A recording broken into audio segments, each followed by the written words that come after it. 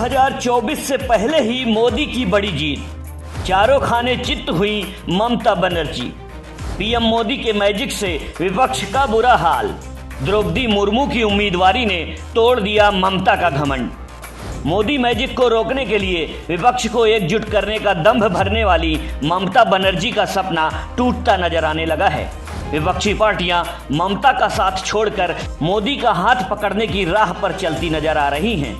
इसे पीएम मोदी का सियासी मैजिक कहें या विपक्ष की मजबूरी, बात कुछ भी हो, लेकिन एनडीए ने द्रौपदी मुर्मू को राष्ट्रपति उम्मीदवार बनाकर ममता के उस घमंड को चूर चूर कर दिया है, जिसके दम पर ममता पीएम मोदी को घेरने और उनसे दो दो हाथ करने के लिए ललकारती नजर आती थीं।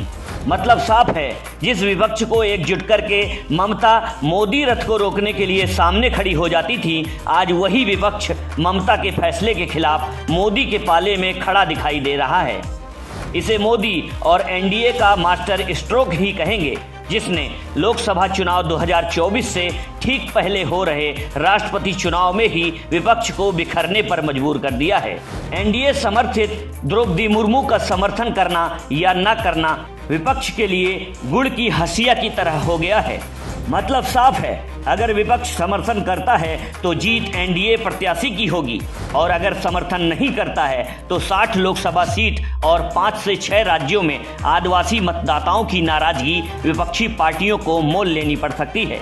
इसलिए विपक्षी पार्टियां राष्ट्रपति चुनाव में मोदी और एनडीए का विरोध करके आदिवासी समुदाय के विरोध का सामना करने की हिम्मत नहीं जुटा पा रही हैं। अब जरा हिम्मत न जुटा पाने की वजह भी जान लीजिए। देश के करीब 60 लोकसभा सीटों पर आदिवासी समुदाय का सीधा दखल है। इस समय 543 सदस्यों वाली लोकसभा में 47 सीटें अनुसूचित जनजाति के लिए आरक्षित हैं। इसके अलावा करीब 13 सीटें ऐसी हैं जहां पर आदिवासी समुदाय के मतदाताओं का निर्णायक असर रहता है, जबकि गुजरात, राजस्थान, मध्य प्रदेश, छत्तीसगढ़, उड़ीसा, त्रिपुरा, झारखंड, मणिपुर, महाराष्ट्र, पश्चिम बंगाल ऐसे राज्य हैं जहां पर आदिवासी समुदाय के मतदाताओं की अच्छी खासी तादाद है। देश में साल 2024 में लोकसभा का चुनाव होना है, लेकिन 2024 से पहले देश के उन 5 राज्यों के विधानसभा चुनाव होने हैं जहां पर आदिवासी समुदाय का बड़ा दबदबा है। अगर राज्यवार आदिवासी समुदाय की आबादी की बात करें तो झारखंड 26.3%, गुजरात 15%, राजस्थान 13.48%, मध्य प्रदेश 21.10%, छत्तीसगढ़ 30.6%, ओडिशा 22.8%, महाराष्ट्र 11% है, जबकि इनमें से गुजरात, राजस्थान, मध्य प्रदेश, छत्तीसगढ़ और त्रिपुरा में साल 2024 के पहले विधानसभा चुनाव होने वाले हैं। ऐसे में इन राज्यों में आदिवासी समुदाय को लुभाने के लिए सभी पार्टियां आदिवासी राष्ट्रपति उम्मीदवार का समर्थन कर आदिवासी समुदाय के साथ होने का संदेश देना चाह रही हैं। हालांकि ममता के दावों का किला उसी समय दरकना शुरू हो गया था जब उनके आग्रह के बावजूद सबसे पहले एनसीपी प्रमुख शरद पवार उनके साथ, उसके बाद नेशनल कॉन्फ्रेंस प्रमुख फारूक अब्दुल्ला और इनके बाद महात्मा गांधी के पोते गोपाल कृष्ण गांधी ने राष्ट्रपति पद का उम्मीदवार बनने से इनकार कर दिया था। लेकिन मोदी विरोध की बीमारी से ग्रसित ममता ने हार न मानकर पूर्व बीजेपी नेता और मौजूदा टीएमसी के सदस्य यशवंत सिन्हा के नाम का ऐलान कर विपक्ष का समर्थन जुटाना शुरू कर दिया। लेकिन एनडीए द्वारा एक आदिवासी महिला प्रत्याशी द्रौपदी मुर्मू के नाम का ऐलान करते हुए ममता के चारों खाने चित्त और विपक्ष का बिखरना शुरू हो गया।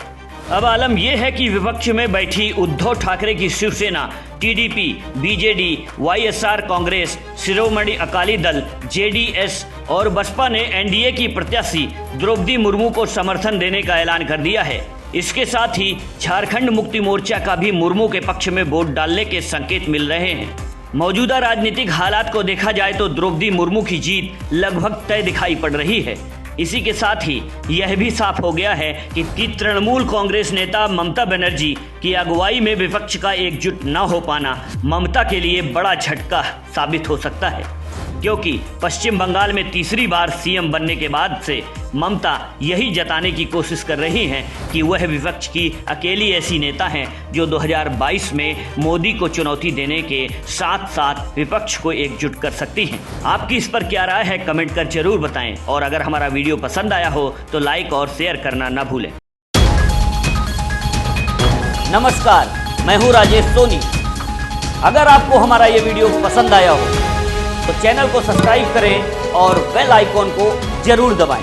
फेसबुक पर लाइक, फॉलो और शेयर करना ना भूलें। तो फिर जुड़े रहिए हमारे साथ और देखते रहिए सवाल तो पूछेंगे।